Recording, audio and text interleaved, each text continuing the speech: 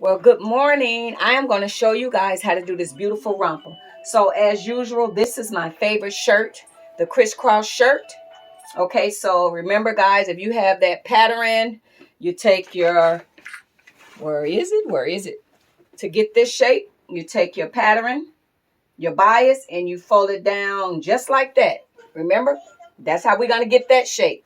But to make these, you just keep going all the way down. You could do it connected differently. I like to cut mine at one, okay? And then the back, you put it on a fold. See that?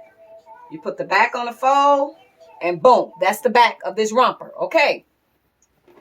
To make your shorts, okay?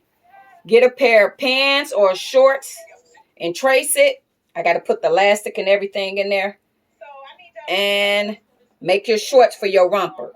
So my customer don't want really shorty shorts up the buttocks. So if you don't want shorty shorts, then cut them a little longer. Okay? You're going to put the elastic around here. And then when I connect this as a romper, I connect the back of the shorts to this. Okay? So that will be the romper. And she's going to get the bell sleeves. So we just cut a circle like a peplum. And this is going to be the sleeves. So there you go. Mara, turn it down a second. So this is how you do the bell sleeves.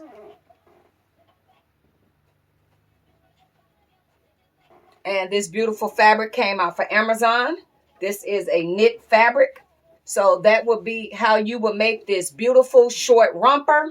So I just wanted to come quickly and show you guys how to do that, how to put it on, how to make a romper, a real sexy romper. Summer is coming right around the corner, so we can start making those beautiful outfits. So I hope that helped you guys. To another video. Toodles!